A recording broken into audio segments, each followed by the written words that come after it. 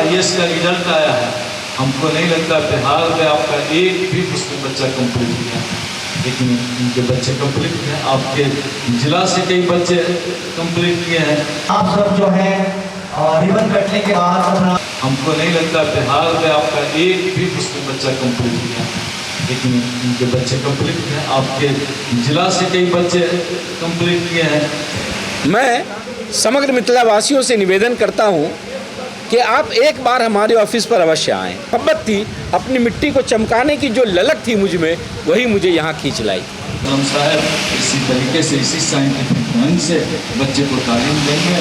हम लोग इनको कॉपरेट करें, अपने बच्चों को इनके हवाले करें, क्योंकि अभी हमारे सांसद महोदय डॉक्टर बिहार साहब अपनी बात रख करके यहाँ से गए हैं, उनको भी मेरा सम्मान। इस इंस्टीट्यूशन शाहीन एकेडमी के डायरेक्टर असलम जी और तमाम इस एकेडमी से जुड़े हुए कि एक अच्छी क्वालिटी शिक्षा यहाँ मिलेगी। दूसरी बात, अपने परिचय दीजिए। मेरा नाम मास्टर असलम है और ये शाहीन एकेडमी मधुबनी की आज ओपनिंग है। इस शाहीन एकेडमी मधुबनी में NEET level, IIT, JEE mains, advance, foundation, pre foundation इसकी तालीम दी जाएगी कोचिंग के रूप में। ये कोई स्कूल नहीं है, कोचिंग है ये। 11th, 12th और 12th पास आउट के जो बच्चे होंगे उनका टाइम मॉर्निंग का रहेगा सुबह 9 बजे से, और 6 to 10 का जो टाइम रहेगा वो शाम में 3 बजे के बाद रहेगा। असल हमारा जो फोकस है वो वाजिब दाम में क्वालिटी एजुकेशन देना। दो बातें होती हैं, एक होता है क्वालिटी एजुकेशन और एक होता है वाजिब दाम। ये दोनों आम तौर पे नहीं मिलते। फॉर एग्ज़ाम्पल, बड़ी बड़ी इंस्टीट्यूट दरभंगा में है जिनकी फ़ी है 1.25 लाख रुपया पर एनम। दरभंगा में है, मैं पटना की बात नहीं कर रहा हूँ, दरभंगा में 1.25 लाख रुपया पर एनम। देखिए, क्वालिटी तो है लेकिन दाम वाजिब नहीं है।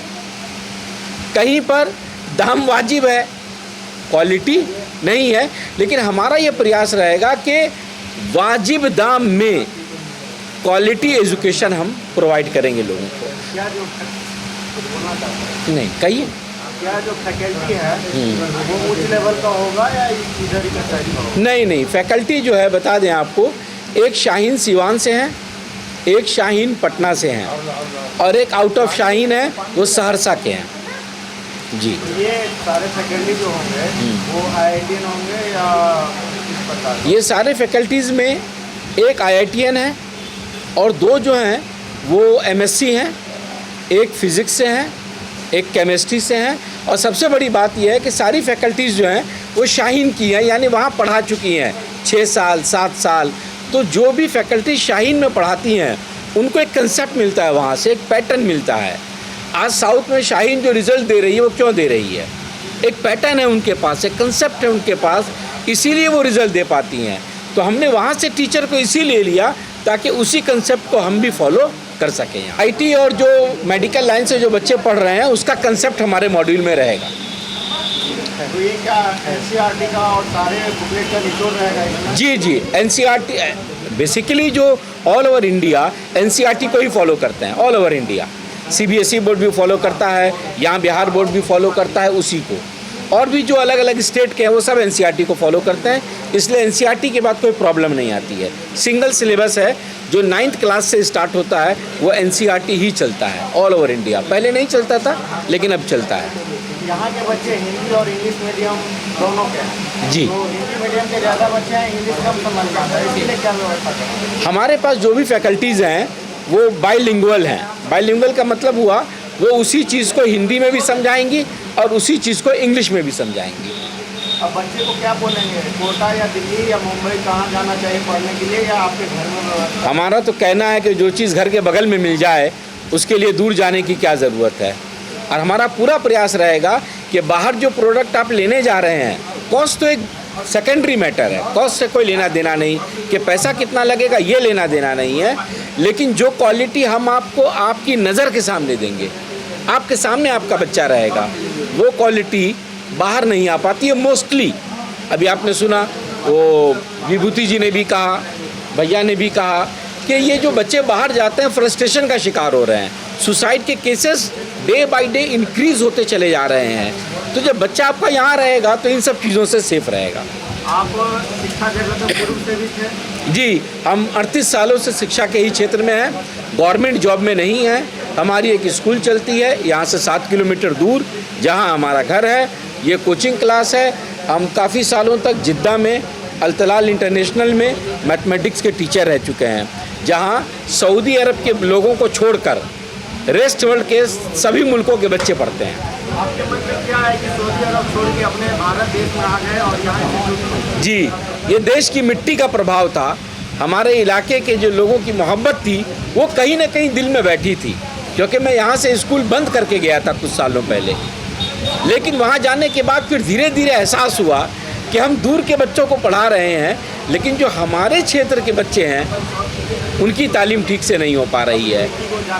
जी, अपनी मिट्टी से जो मोहब्बत थी, अपनी मिट्टी को चमकाने की जो ललक थी मुझ में, वही मुझे यहाँ खींच लाई। मैं समग्र मिथिला वासियों से निवेदन करता हूँ कि आप एक बार हमारे ऑफिस पर अवश्य आएँ। हमारे ऑफिस का एड्रेस है हवाई अड्डा road, airport road, Madhubani. Shaheen academy नाम है। आप एक बार अवश्य आएँ, इंक्वायरी करें, बच्चों को भी साथ में लाएँ और देखिए कि हमने यहाँ पर क्या व्यवस्था की है। और मुझे लगता है कि आप जो ढूंढ रहे हैं, आपकी तलाश यहाँ समाप्त हो जाएगी। शाहीन एकेडमी के डायरेक्टर असलम जी मेरे बहुत ही जिगरी दोस्त हैं। बचपन से मैं इनको जानता हूँ। इनकी ललक है और सबसे बड़ी ललक इनके अंदर है कि हम अपने क्षेत्र के, अपनी मिट्टी के लोगों के लिए हम कुछ करेंगे, खासकर तालीम के क्षेत्र में। और जो मैंने इनसे सुना और अभी भी, तो बिल्कुल प्रैक्टिकल और इस क्षेत्र के लिए बहुत ही बेनिफिटेबल आप कह सकते हैं कि ये होगा लाभदायक। सबसे पहली बात, उसके मन के मुताबिक जो उनका चॉइस का सब्जेक्ट होगा, फील्ड होगा, उसमें देंगे तो बच्चा बहुत अच्छा करेगा। चाहे वो संगीत का ही क्यों नहीं फील्ड हो, जो भी कोई भी फील्ड खराब नहीं है, जिसमें बच्चा करना चाहे और बच्चा अपने भविष्य को उसमें देखना चाहे, उसी में पेरेंट्स को भी कोऑपरेट करके उसका हौसला अफजाई करना चाहिए और वैसे ही सब्जेक्ट चुनने में मदद करना चाहिए। कभी भी पेरेंट को अपनी चॉइस, अपना फील्ड थोपना नहीं चाहिए।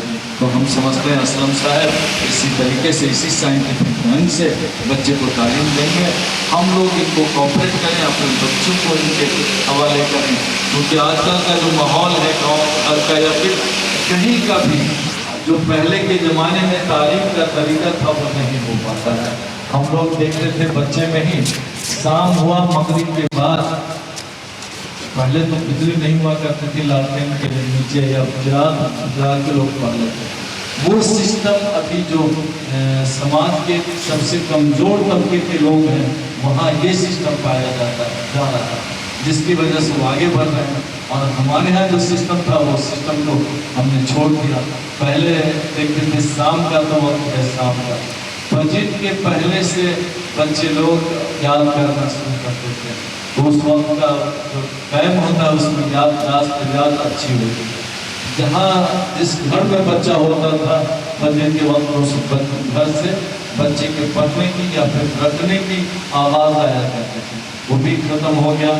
इसलिए हम बहुत डिप्राइव हो रहे हैं, बहुत पीछे जा रहे हैं। और सबसे जो समाज का कमज़ोर तबका है SC ST जिसको करता है, और उससे तबका जो है उसका हम देखेंगे बहुत अच्छा शाम के वक्त में भी, शहर के वक्त में भी उनके बच्चे तालीम हासिल करते हैं, इसलिए पढ़ते हैं। इसलिए आज IAS IPS का लिस्ट निकलता है या किसी भी अच्छे निके का रिजल्ट आता है, आपके बच्चे कंप्लीट नहीं निकलते लेकिन उनके बच्चे कंप्लीट करते हैं। कल ही IAS का रिजल्ट आया है, हमको नहीं लगता बिहार में आपका एक भी मुस्लिम बच्चा कंप्लीट किया, लेकिन इनके बच्चे कंप्लीट हैं। आपके जिला से कई बच्चे कंप्लीट किए हैं। तो जब तक आप तालीम को क्या कहते हैं, हम अपना मसला नहीं बनाएंगे, तालीम नहीं दिलाएंगे बच्चे को, तो आपका समाज वो जो भी कॉम्पिटिटिव जमाना है उसमें कम्पीट नहीं कर सकता है। Education is the most powerful weapon we can use to change the world। और यही शिक्षा सबसे बड़ी चाबी है यानी कि ताकत है जो हमारे समाज, हमारा देश, हम दुनिया को बदल सकते हैं। Thank you. हमारे भैया साहब ने ये कीमती बातें कहा। आप सब जो है रिबन कटने के बाद अपना